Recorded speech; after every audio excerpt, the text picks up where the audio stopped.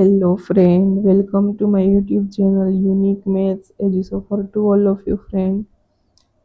Today we discuss about special TET 2 का paper कल यानी कि 12 अक्टूबर 2025 पे हुआ था। उसका पेपर सोल्यूशन करेंगे related to mathematics and reasoning.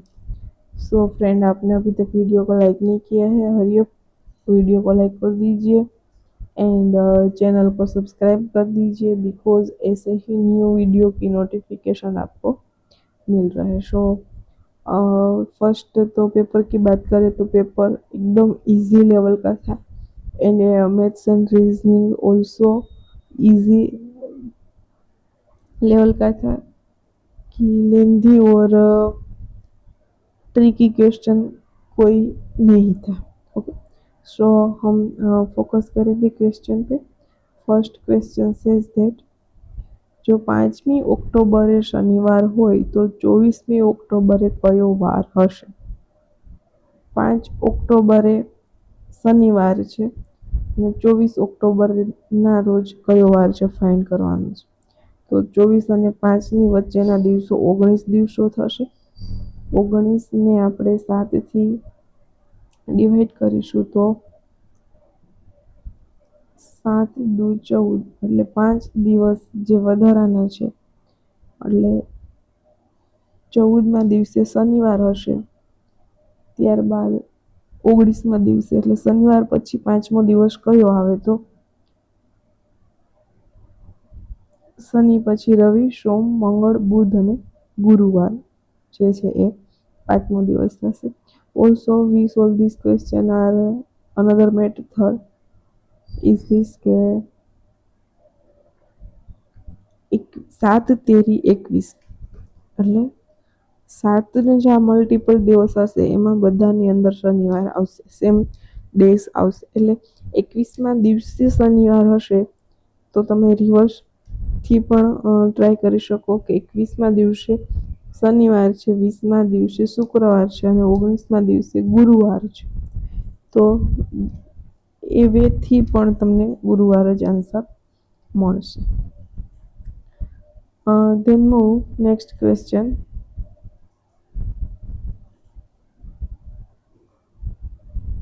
Question number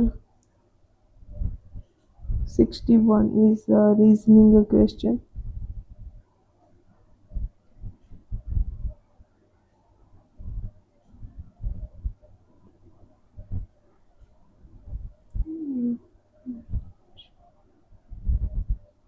Question number 61. પ્રશ્નાર્થ ચિહ્નની જગ્યાએ શું આવશે?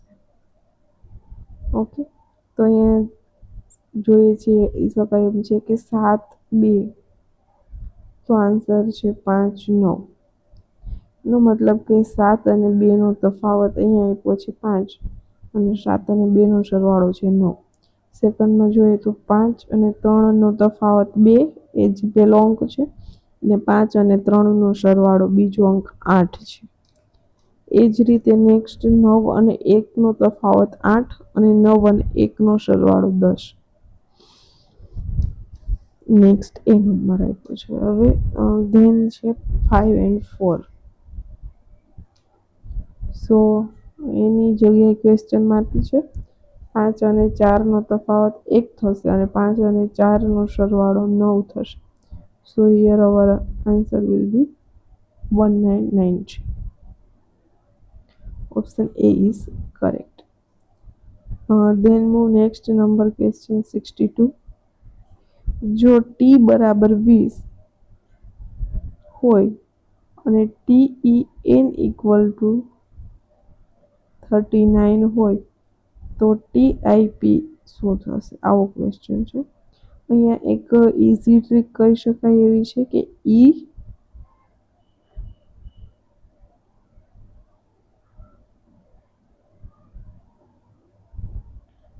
I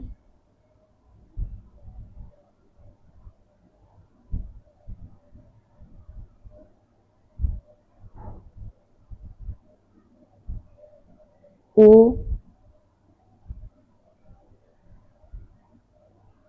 ટી ને વાય.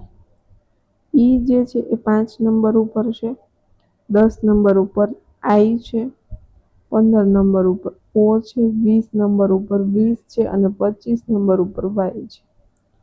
જો આટલું તમે મગજમાં બેસાડી દો ને પછી ક્વેશ્ચન સોલ્વ કરો તો તમારે આ જે ABCDના 1 to 26 મૂળાક્ષર છે એ લખી અને એમના નંબર લખવાની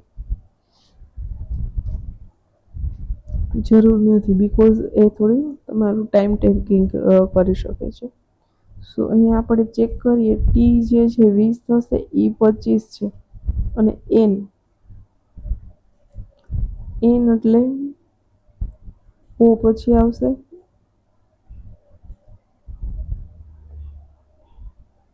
એન અને પછી ઓ, એટલે ઓ ની પહેલા એન આવે એટલે એ થશે 14 નંબર. નામનો સરવાળો 39 છે એટલે એ ડન થઈ ગયું. હવે ટી, આઈ અને પી જોઈએ છીએ આપણે.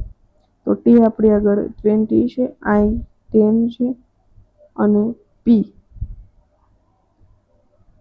ઓ પી, ઓ પછી પી આવશે એટલે એ થશે 16. તો આ શું થશે 46.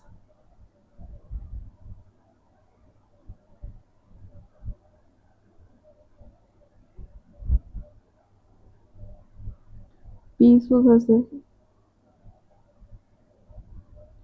એન ઓ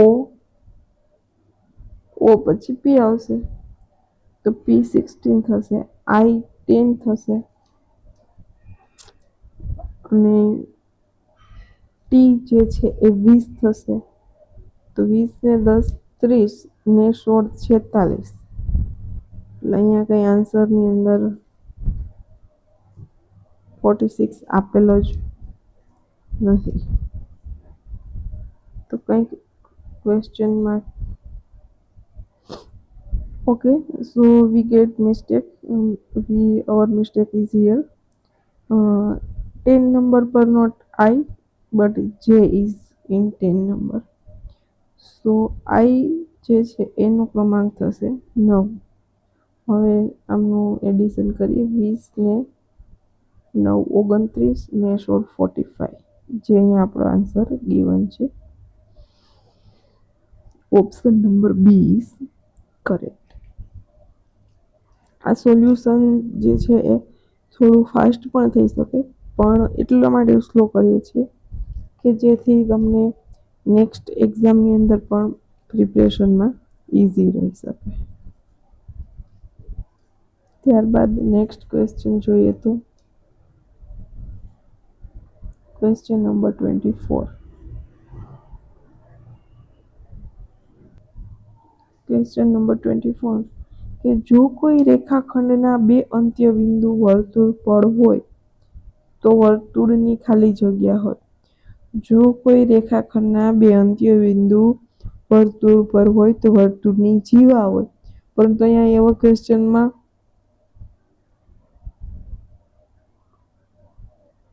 ક્લિયર કીધું નથી કે કોઈ રેખાખંડના બે અંત્ય બિંદુ મધ્ય બિંદુ એટલે કે કેન્દ્રમાંથી પસાર થાય છે. જો આવું ક્લેરિફિકેશન હોય તો જવાબની અંદર વ્યાસ આવે, પણ અહીંયા એવું કોઈ ક્લેરિફિકેશન નથી એટલે જવાબમાં શું થશે જીવા થશે.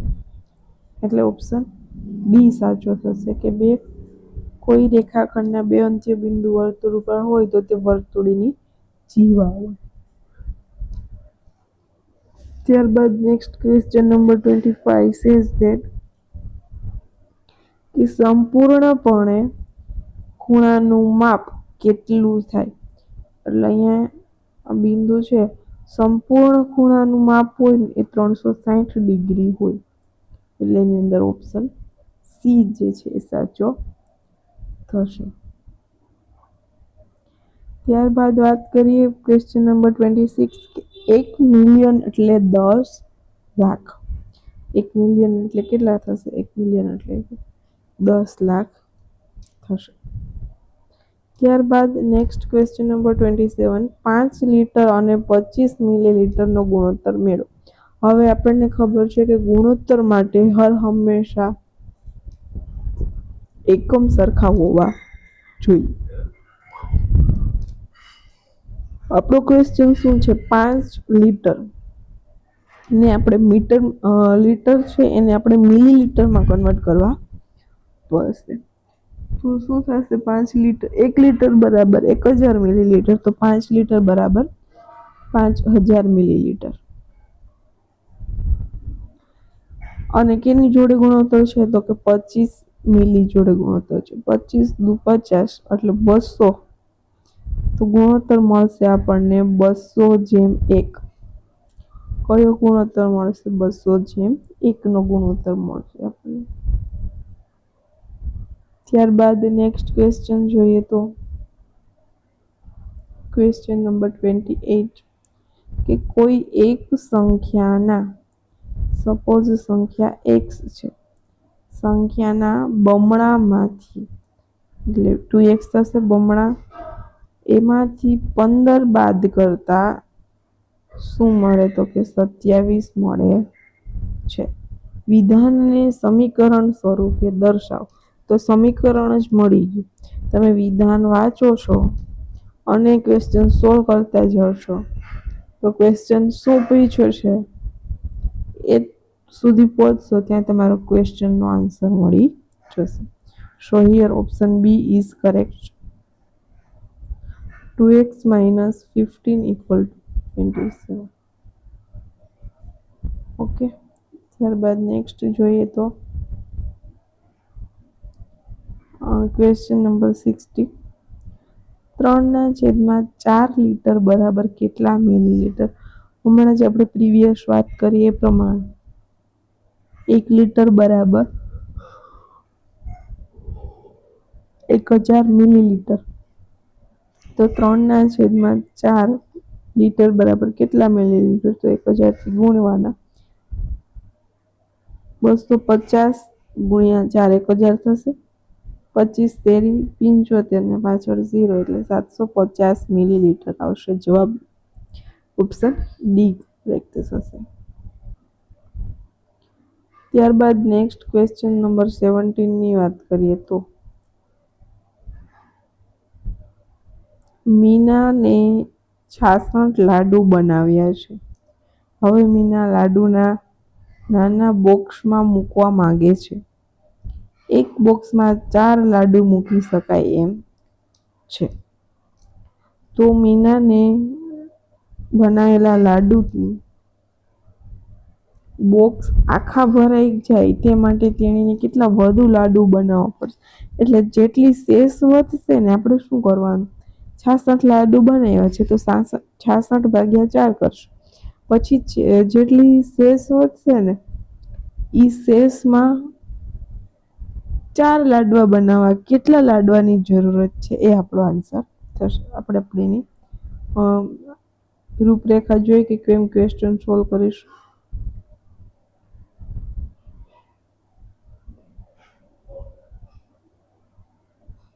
6 ચોક 24 એટલે અહીંયા 2 શેષ વધી, 2 લાડવા બચશે. બરાબર. હવે જે ખોખું વધ્યું છે એને આપણે આખું ભરવું છે. તો 2 લાડવા આપણી આગળ ઓલરેડી છે અને એક બોક્સની અંદર 4 લાડવાની જરૂરત છે. તો જો મીના વધારાના 2 લાડવા બનાવી આપે તો બધા ખોખા કમ્પ્લીટ લાડવાથી ભરાઈ જાય. સો અહીંયા ઓપ્શન નંબર બી કરેક્ટ થશે. આગળ વાત કરીએ પ્રમાણે મેથ્સ અને રિઝનિંગના ક્વેશ્ચનનું વેઇટેજ એટલું ઇઝી છે કે તમે પ્રાથમિકના બાળકો ક્વેશ્ચન સોલ્વ કરી શકે છે. અત્યારે કોમ્પિટિટિવ એક્ઝામ વિદ્યાર્થીઓ આપે જ છે એ પ્રકારનો આ ઇઝી ક્વેશ્ચન છે. આની અંદર આટલી સોલ્યુશનની પણ જરૂર નથી, પણ આપણે ડીપલી ક્વેશ્ચન પેપરનું સોલ્યુશન કરીએ છીએ. ત્યારબાદ ક્વેશ્ચન નંબર 18 આપણે ઇઝી છે પણ થોડોક કહી શકાય એવો ડાયવર્ટિંગ ક્વેશ્ચન છે, બટ એક વખત વ્યવસ્થિત વાંચશો તો ક્વેશ્ચન ઇઝીલી સોલ્વ થઈ જશે.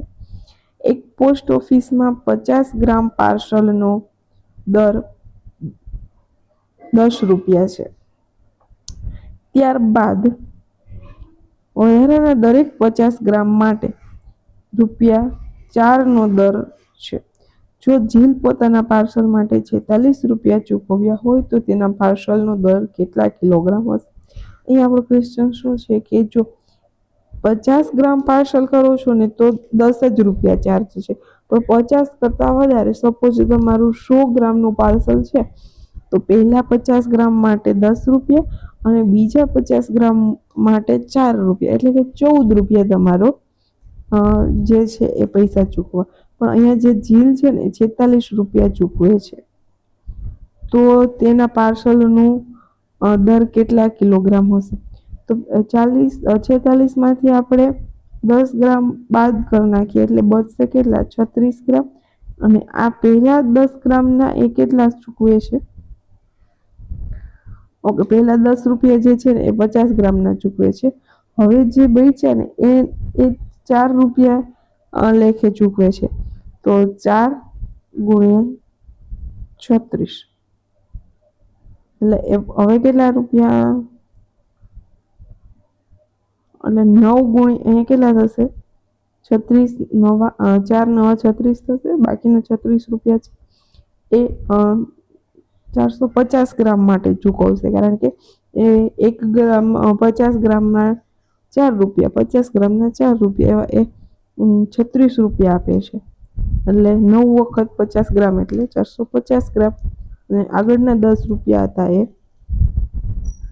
પહેલા 50 ગ્રામના હતા, તો ટોટલ અહીંયા કેટલા ગ્રામ થશે? 500 ગ્રામ એમના કુરિયર જે પોસ્ટ કરે છે એનું વજન કેટલું હશે? 500 ગ્રામ હશે. અને આપણે ક્વેશ્ચન કિલોગ્રામમાં પૂછ્યો છે, ટોટલી ક્વેશ્ચન ડાયવર્ટિંગ ક્વેશ્ચન છે અને આન્સર પણ અહીંયા ગિવન છે 500 કિલોગ્રામ. બટ આપણે એકમથી આગળ વધીશું તો આપણો જવાબ થશે 0.5 કિલોગ્રામ. 500 ગ્રામ મીન્સ કે 0.5 કિલોગ્રામ. ઓકે, સો નોટ યર 500 જોઈએ અને પાછળ એકમ પણ જોવાનો છે, એ ઉપર આગળ નથી વધવાનું. દેનનું નેક્સ્ટ ક્વેશ્ચન નંબર 90. એક ચોરસ મેદાનની એક બાજુની લંબાઈ 10 મીટર છે. હવે તેને એવી ચોરસ મેદાનમાં ફેરવવાની છે કે તેની પરિમિતિ મહત્તમ થાય. તો લંબચોરસ મેદાનની મહત્તમ પરિમિતિ કેટલી બની શકે? જો ક્વેશ્ચન ઈઝી છે. ચોરસ મેદાનની એક બાજુની લંબાઈ 10 મીટર છે. હવે એને આપણે લંબચોરસ મેદાનમાં ફેરવવાની છે અને એની મહત્તમ પરિમિતિ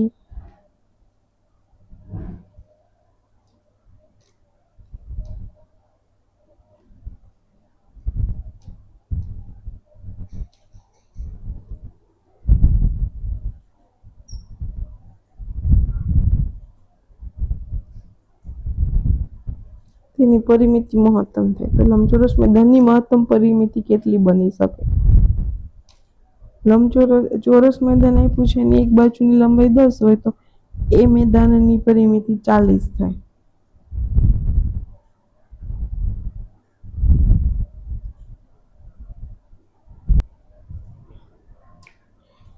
સો આપણો ક્વેશ્ચન એવો છે કે ચોરસ મેદાનની એક બાજુની લંબાઈ 10 મીટર છે, તો પરિમિતિ આપણને એક્સટેન્ડ કરવાનું કીધું છે કે પરિમિતિ કેટલી હોઈ શકે, મહત્તમ પરિમિતિ.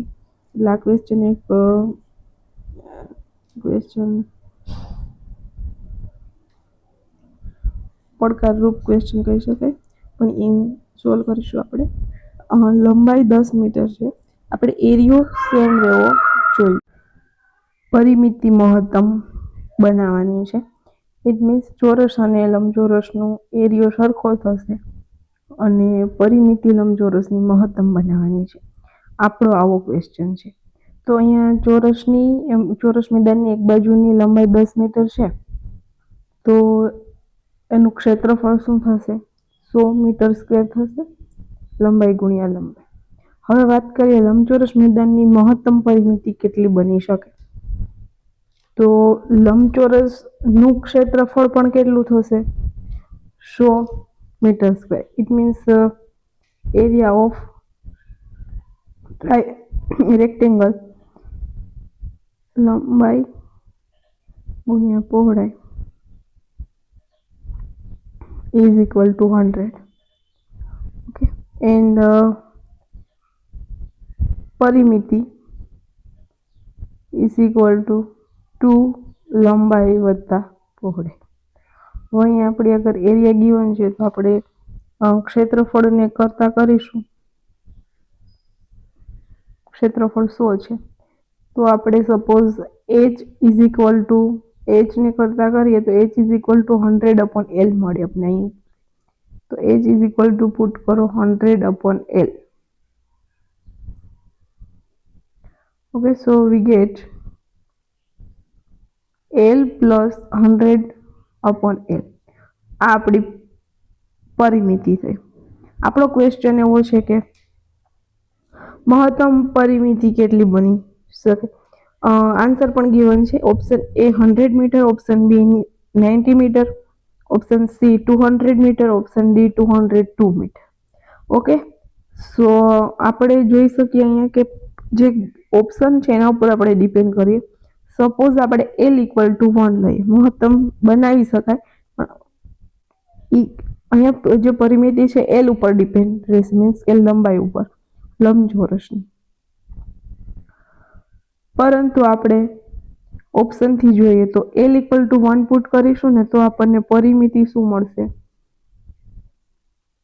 100 + 1 એટલે 101 ગુણ્યા 2 202 મીટર પરિમિતિ મળે છે. જે અહીંયા ઓપ્શનની અંદર મેક્સિમમ પ્રોબેબિલિટી, મેક્સિમમ જે ઓપ્શન છે એ ડી જ છે, 202 મીટર.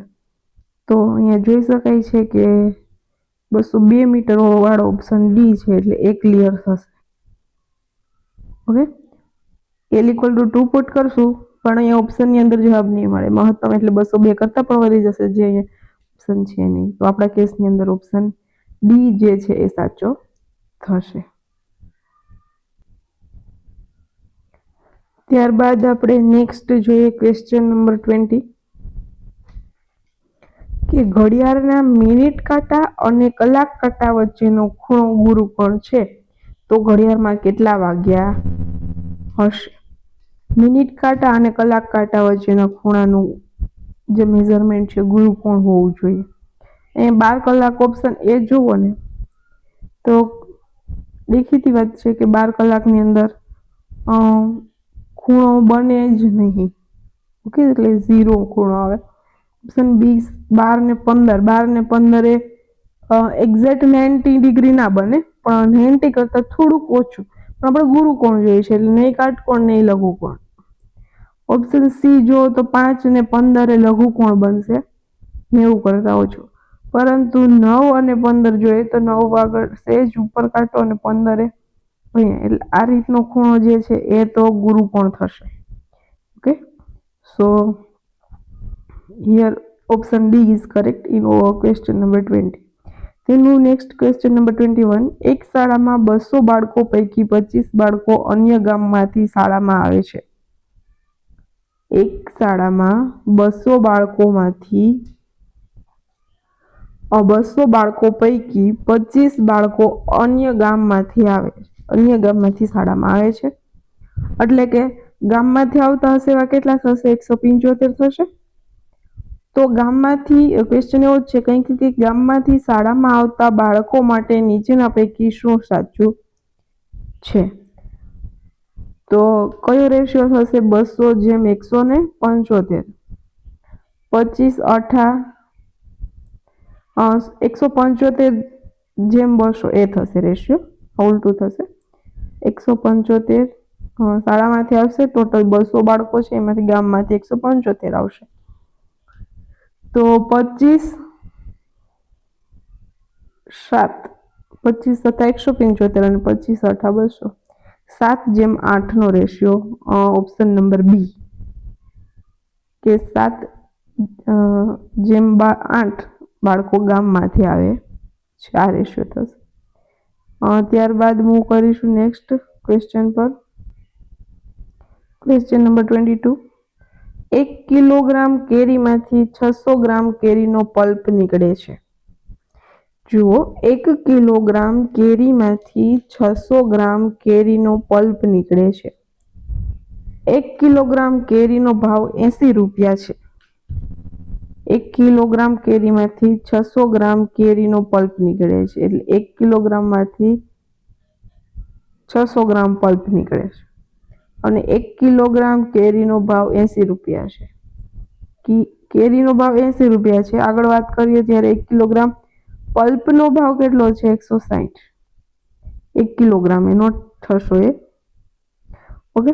ક્વેશ્ચન એવું છે કે જો ખેડૂત 10 કિલોગ્રામ કેરી વેચવાને બદલે તેનો પલ્પ કાઢીને વેચે તો ખેડૂતને કેટલો ફાયદો થાય? હવે 10 કિલોગ્રામ પલ્પ 10 કિલોગ્રામ કેરીનો ભાવ શું થશે? 1 કિલોગ્રામના 80 હોય તો 10 કિલોગ્રામના 800 રૂપિયા. જ્યારે 10 કિલોગ્રામ કેરીમાંથી પલ્પ કેટલો નીકળશે? 6 કિલોગ્રામ. અને 1 કિલોગ્રામના 160 રૂપિયા હોય તો 6 કિલોગ્રામના કેટલા રૂપિયા થાય? 960. ઓકે. હવે આપણે ફાયદો જોઈએ છીએ. કેરીના પલ્પનો જે પૈસા છે 960 મળે છે, જ્યારે 10 કિલોગ્રામ કેરી વેચો તો 800 રૂપિયા મળે છે. એટલે આપણે આમાંથી બાદ કરીશું તો 160 રૂપિયાનો આપણને ફાયદો થશે. 160 રૂપિયા. It means option she is correct. Okay, option she is correct. ખેડૂતને 160 રૂપિયાનો ફાયદો થશે. ત્યારબાદ નેક્સ્ટ ક્વેશ્ચન જોઈએ કે કોઈ એક 2 અંકની સંખ્યાના અંકને આગળ પાછળ કરવાથી બનતી સંખ્યા અને મૂળ સંખ્યાનો સરવાળો 11નો વર્ગ બને છે તો તે 2 અંકની મૂળ સંખ્યા કઈ હશે? તો તે 2 અંકની મૂળ સંખ્યા કઈ હશે? હવે કોઈ એક ઓપ્શન ઉપરથી જ જઈ શકે, ઈઝી પડે. એક સંખ્યા ઓપ્શન એ 74 લઈએ અને એને બદલીએ, એટલે સંખ્યાની અદલા બદલી કરીએ તો એનો સરવાળો મળે છે 121. એનો સરવાળો 11નો વર્ગ છે. યસ, 11નો વર્ગ 121 થાય છે. તો આપણો ઓપ્શન એ જ કરેક્ટ છે. ઇઝી ક્વેશ્ચન છે અને ઓપ્શન એ જ તમને જવાબ આપી દીધો. ત્યારબાદ નેક્સ્ટ ક્વેશ્ચન નંબર 12 પર જોઈએ તો મોના 10 મીટર લાંબી માળા બનાવી રહી છે. અત્યારે તેણે 2 મીટર 9 સેમી લાંબી માળા બનાવી દીધી છે. હજુ તેણે કેટલા મીટર માળા બનાવવાની બાકી રહી છે? તો અહીંયા વાત કરો, 10 મીટર લાંબી માળા બનાવી રહી છે એટલે કેટલા સેન્ટીમીટર થશે? 1000 સેન્ટીમીટર. અને 2 મીટર 9 સેમી એટલે 209 સેન્ટીમીટર ની બની ગઈ છે માળા. તો 1000માંથી 209 બાદ કરશો તો તમને 791 મળશે. એટલે 7 મીટર ને 91 સેમી.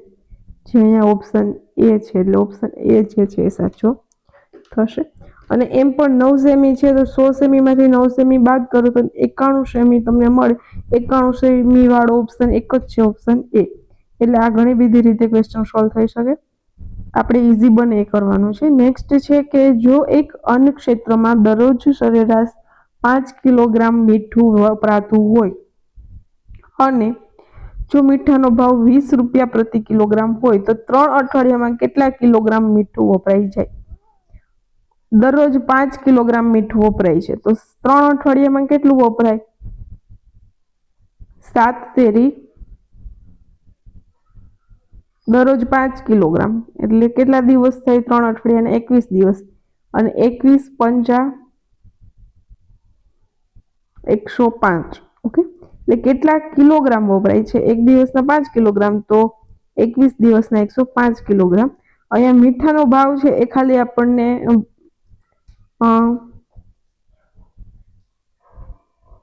કન્ફ્યુઝ કરવા માટે જ આપ્યો છે, બરાબર? એટલે એના ઉપર કોઈ રિએક્શન કરવાનું નથી. ઓપ્શન બી કરેક્ટ છે. ત્યારબાદ ક્વેશ્ચન નંબર 14.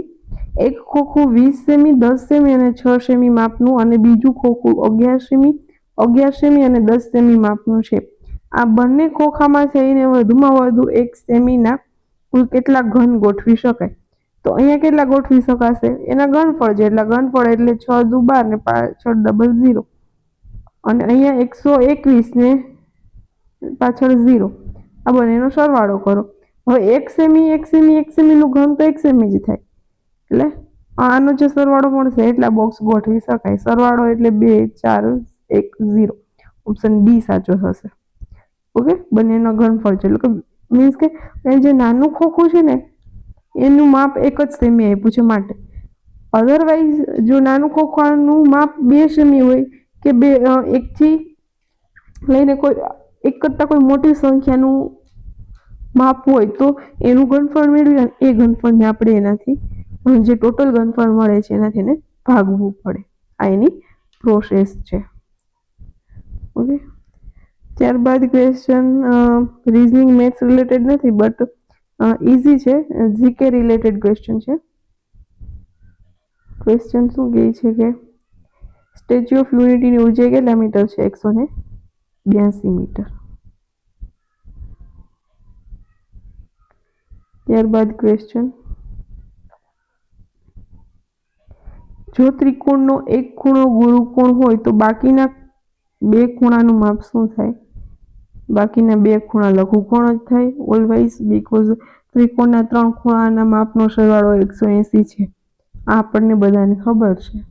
તો એક ખૂણો ગુરુકોણ હોય એટલે 90 કરતાં મોટો હોય તો ઓબ્વિયસલી અધર 2 એંગલ જે છે, બીજા 2 ખૂણાઓ છે એને 90 કરતાં નાનું થવું જ પડે, કારણ કે 90 બંનેનો સરવાળો થઈ અને 90 થવો જોઈએ એક ગુરુકોણ હોય તો. ઓકે, એટલે આપણે સીધી વાત કરી.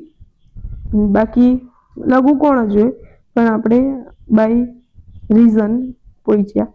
નેક્સ્ટ ક્વેશ્ચન કે માહિતી આપી છે એનો મધ્યસ્થ શું થાય? મધ્યસ્થ એટલે આપેલી માહિતીને ચડતા ક્રમમાં ગોઠવી વચ્ચેની સંખ્યા. અહીંયા કેટલી માહિતી છે? 7 માહિતી આપી છે. ચડતા ક્રમમાં ગોઠવો તો ચોથા નંબર ઉપર જે માહિતી આવે એનો મધ્યસ્થ થાય. તો 4 8 20 21 21 ચોથા નંબર ઉપર આવે છે એટલે 21 શું થશે? એનો મધ્યસ્થ થશે. Okay, done. આગળ પછી ચડતા ક્રમમાં ગોઠવવાની જરૂર રહેતી નથી. ત્યારબાદ કે જો સમાંતર બાજુની એક જોડ સમાન હોય અને ચારેય ખૂણા કાટકોણ ન હોય તો તે પ્રકારનો ચતુષ્કોણ શું થશે? તો કે સમલંબ ચતુષ્કોણ થશે. એ પ્રકારનો ચતુષ્કોણ સમલંબ ચતુષ્કોણ થશે. સમાંતર બાજુની એક જોડ સમાન હોય અને ચારેય ખૂણા કાટખૂણા ન હોય તો એ ચતુષ્કોણ સમલંબ ચતુષ્કોણ થાય, એટલે ઓપ્શન સી સાચો થશે. ત્યારબાદ એક વિદ્યાર્થીએ 80 માંથી 60 ગુણ મેળવ્યા છે તો તેણે કેટલા ટકા પ્રાપ્ત કર્યા છે? 80ના ટકા મેળવવા છે એટલે 60 ગુણ્યા 100 ભાગ્યા 80 કરવું પડે. 25 ચોકું 100 અને 4 દુ 8 2 તેરી 6. 25 ગુણ્યા 3 એટલે 75% ગુણ એમને મેળવ્યા છે એવું કહી શકાય. ઓકે, સો અહીંયા ઓપ્શન સી જે છે એ સાચો થશે. અહીંયા જે સ્પેશિયલ ટેટ 2ના મેથ્સ અને રીઝનિંગ રિલેટેડ જેટલા પણ ક્વેશ્ચન હતા એ બધા ક્વેશ્ચનનું આપણે સંપૂર્ણ અને સચોટ સોલ્યુશન કર્યું છે. આમની અંદર કોઈ ક્વેશ્ચન હોય તો કોમેન્ટ બોક્સની અંદર કમેન્ટ કરી શકો છો. હવે નજદીકના જ ભવિષ્યમાં ટેટ 1 અને ટેટ 2 ની પણ એક્ઝામ આવવાની છે. નોટિફિકેશન આવશે. TET secondary, TET higher secondary આવશે. એમાં ટેટ 1 ટેટ 2 તો સ્પેશિયલ ટેટ 1 2ના પેપર જેવું જ એ જ પેપર હશે, બટ થોડોક માઇનર એવો તમારી સિલેબસની અંદર ચેન્જીસ હશે. એન્ડ હાયર સેકન્ડરીની વાત કરીએ તો એના પ્રિલિમ્સનું જે પેપર છે એ આખું આ માળખા રિલેટેડ જ હશે. જ્યારે તમારા સબ્જેક્ટ્સ વાઇઝ જે માર્ક્સ હોય છે એનું માળખું જે છે એની અંદર ચેન્જીસ હોય છે. બાકી તો સેમ આ જ મેથ્સ એન્ડ રિઝનિંગ તો હોય છે. તો કમ્પેર દેન અધર એક્ઝામ સ્પેશિયલ ટેટ 1 અને 2માં મેથ્સ રિઝનિંગનું એન્ડ ઓલ ઓવર પેપરનું જે કહી શકાય એ ઇजी लेवल હતું.